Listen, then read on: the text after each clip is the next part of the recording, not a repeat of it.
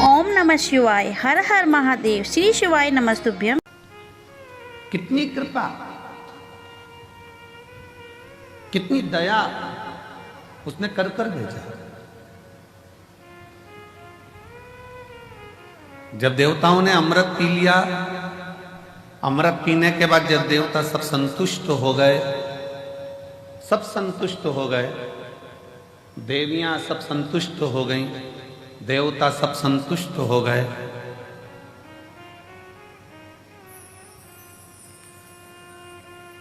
सबके चेहरे पर प्रसन्नता आ गई, सबके चेहरे पर खुशी आ गई, पर एक बड़ी दुखी थी, एक बड़ी दुखी थी, और वो थी मां पार्वती जी की बड़ी बहन मां गंगा।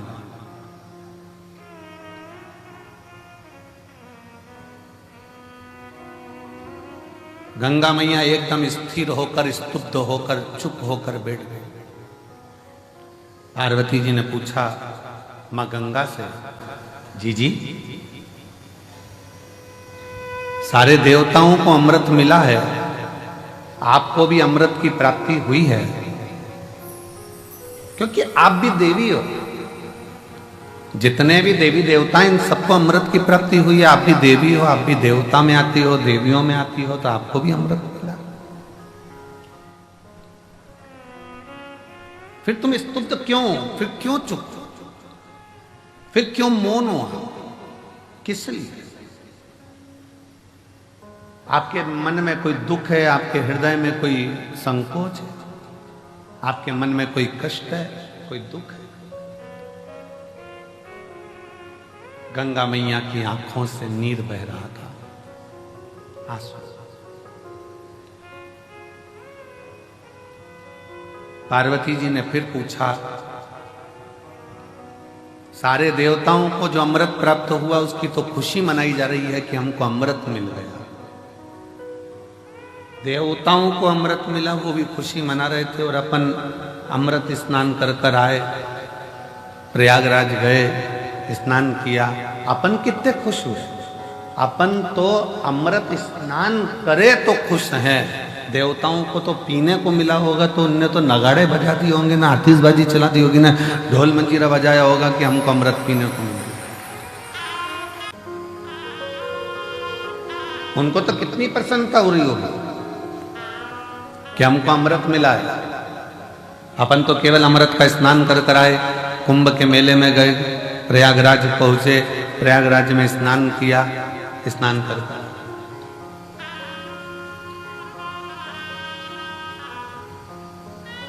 पर जरा विचार करिएगा,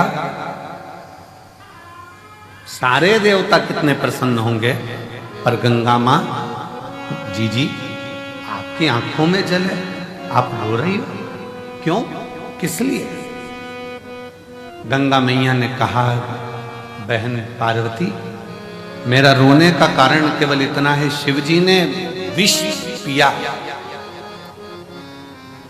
कंठ में विष भरा गया, शंकर भगवान के मस्तक से मैं बहती हुई शिव पर जल चढ़ाती चढ़ाती मैं ब्रह्मांड का कल्याण करने के लिए आई हूं, पर शिवजी के गले का विष इतना तप रहा है, शिवजी के गले का विष इतनी तपन दे रहा है कि मेरे जल में रहने वाले सारे जीव बड़े कष्टप्रद हो रहे हैं,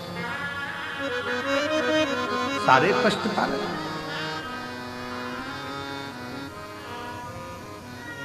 पार्वती जी बोली, हमने तो ये सोचा ही नहीं था, हम तो सोचे कि तुमने अमृत ग्रहण कर लिया, अमृत का पान कर लिया, अमृत तुम्हें प्राप्त हो गया, इससे बढ़कर सुख। पार्वती जी बोली, हमने तो ये सोचा ही नहीं था, हम तो सोचे कि तुमने अमृत ग्रहण कर लिया, अमृत का पान कर लिया, अमृत तुम्हें प्राप्त हो गया, इससे बढ़कर सुख और क्या चाहिए, इससे बढ़कर श्रेष्ठता और क्या हो सकता है?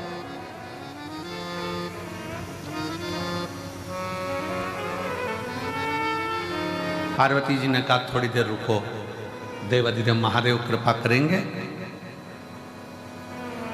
अंदर से मां गंगा विचलित है,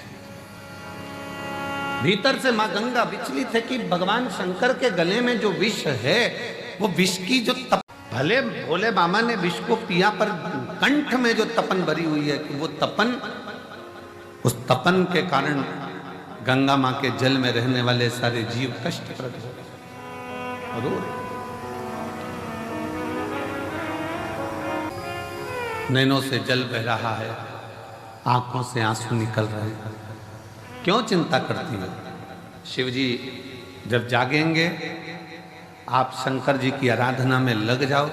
गंगा मैया भगवान देवादिदेव महादेव की आराधना में लग गई।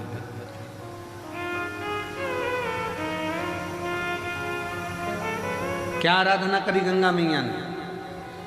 अकेले नहीं, मां गंगा का जल जैसा जैसा बहता गया और जितने जितने जीव उस जल के अंदर रहते थे, गंगा मैया ने सबसे कह दिया कि मैं अकेली शिव जी को राजी नहीं कर सकती, सब मिलकर।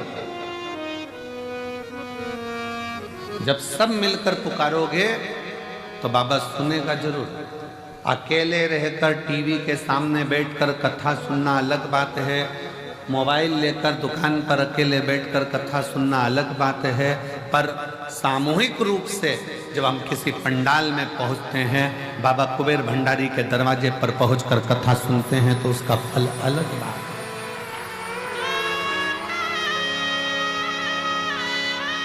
वो अलग है।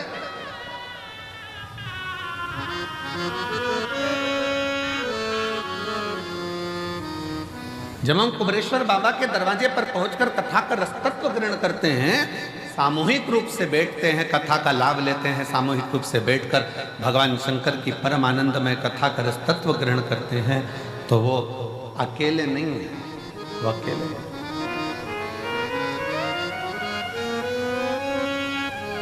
सामूहिक प्रार्थना में बहुत बल होता है महाराज। जब आप और हम एक साथ बैठकर श्री शिवाय नमस्तुभ्यम का गुणगान करते हैं और बाबा से अपने मन की बात करते हैं, तो मेरा देव अधिदेव महादेव 3 महीने में आपके मन के भाव को पूर्ण करता है।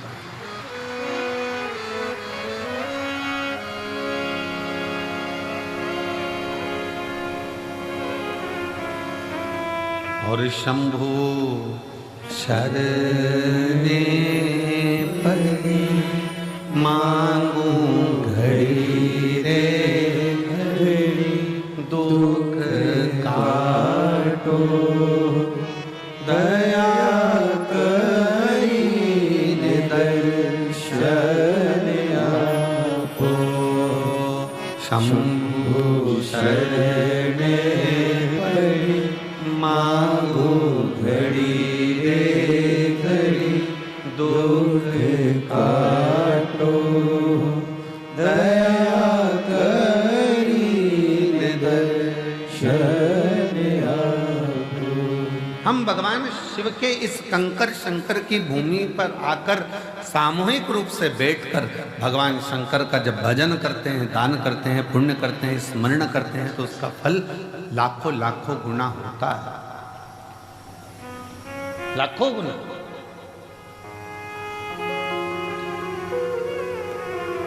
बहुत ध्यान से सुनना, कथा का स्मरण करिएगा बहुत सावधानी से।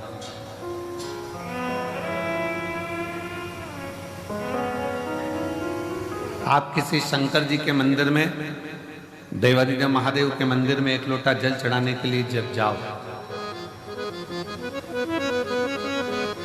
और शिव जी के मंदिर में जब एक लोटा जल चढ़ाने के लिए जाओ, 8-10 माताएं बैठी हो, 4-5 माताएं बैठी हो, 2-4 माताएं बैठी हो, बच्चे कोई हो, बुजुर्ग कोई हो, बूढ़ा कोई हो, पुरुष कोई हो, स्त्री कोई हो, कन्या कोई हो, बेटी कोई हो, और भगवान शिव को आप जब एक लोटा जल समर्पित कर रहे हो, सब बैठे हैं, सब पूजन कर रहे हैं, सब अर्चना कर रहे हैं, सब जल चढ़ा रहे हैं, सब भक्ति कर रहे हैं, और उसी में तुम भी पहुंच गए, आप भी पहुंच गए, एक लोटा जल चढ़ाना प्रारंभ कर दिया। और जब जल चढ़ाना प्रारंभ करा तो समझ लेना कि आज इतनी सारी माताएं जब एक साथ जल समर्पित कर रही हैं, एक साथ भगवान को पुकार रही हैं, तो भगवान की भक्ति में कोई ना कोई एक ऐसी इसमें स्त्री होगी, एक कोई बच्चा, कोई उसमें कोई ना कोई एक ऐसा होगा और वो अकेला जब शंकर जी को पुकारेगा तो उसके बल पर हम भी तर जाएंगे और हमारा भी कल्याण होगा। कोई अकेला, कोई एक,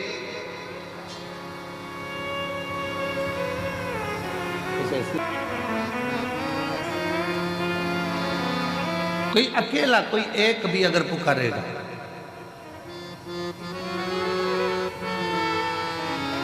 और अकेला यदि एक भी अगर उसमें से पुकारता है और उसमें से 10 हैं,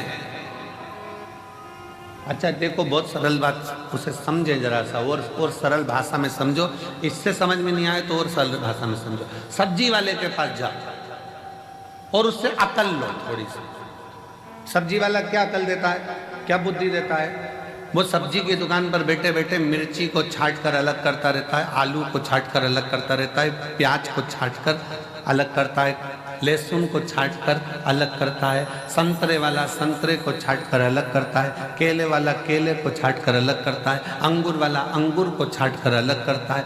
क्यों अलग कर रहा है? उसको मालूम है अगर एक केला सड़ा इतने केलों में बैठ गया तो वो सारे केलों को सड़ा देगा। एक टमाटर सड़ा इतने सारे टमाटर को सड़ा देगा। एक आलू सड़ा इतने आलू को सड़ा देगा। एक मिर्ची सड़ी बहुत सारी मिर्ची को सड़ा देगी। एक जरा सा कोई चीकू सड़ा बहुत सारे चीकू को सड़ा देगा। अब उससे आप समझें, एक इतनों को बिगाड़ सकता है तो कोई एक इतनों को तार भी सकता है। एक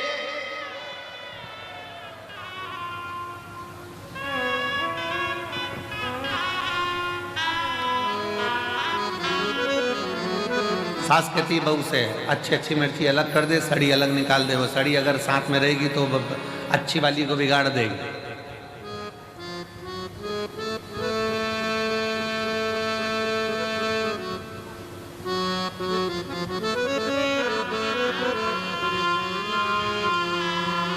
सास की जिस बहू से नहीं बनती है ना, और बेटे की नई बहू आ रही होती है ना, और जिस बहू से नहीं बनती वो 4-6 में से किसी एक में से, और 4-6 में से एक से नहीं बनती है और नई बहू आ रही होती है ना, तो वो जिससे नहीं बनती है ना उस बहू को उसके पास जाने ही नहीं देती, उसके बाद पहुंचने ही नहीं देती।